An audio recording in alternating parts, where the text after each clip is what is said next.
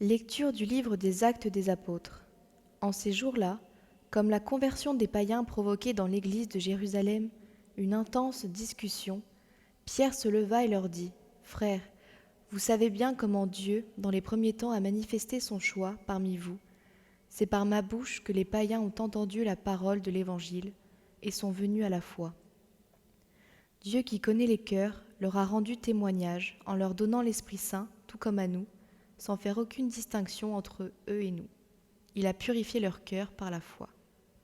Maintenant, pourquoi donc mettez-vous Dieu à l'épreuve en plaçant sur la nuque des disciples un joug que nos pères et nous-mêmes n'avons pas eu la force de porter ? Oui, nous le croyons, c'est par la grâce du Seigneur Jésus que nous sommes sauvés, de la même manière qu'eux. » Toute la multitude garda le silence. Puis on écouta Barnabé et Paul exposer tous les signes et les prodiges que Dieu avait accomplis grâce à eux parmi les nations. Quand ils eurent terminé, Jacques prit la parole et dit : « Frères, écoutez-moi. Simon-Pierre vous a exposé comment, dès le début, Dieu est intervenu pour prendre parmi les nations un peuple qui soit à son nom. Les paroles des prophètes s'accordent avec cela, puisqu'il est écrit : Après cela, je reviendrai pour reconstruire la demeure de David, qui s'est écroulée. J'en reconstruirai les parties effondrées, je la redresserai. Alors le reste des hommes cherchera le Seigneur. Oui, toutes les nations sur lesquelles mon nom a été invoqué, déclare le Seigneur qui fait ces choses connues depuis toujours.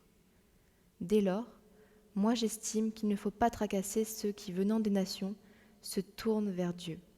Mais écrivons-leur de s'abstenir des souillures, des idoles, des unions illégitimes, de la viande non saignée et du sang.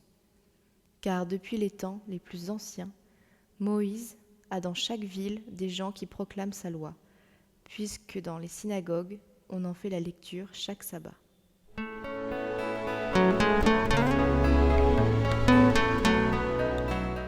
Évangile de Jésus-Christ selon saint Jean.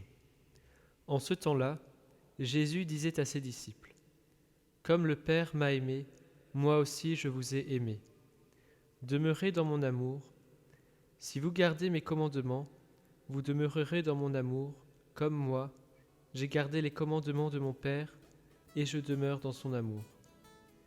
Je vous ai dit cela pour que ma joie soit en vous, et que votre joie soit parfaite.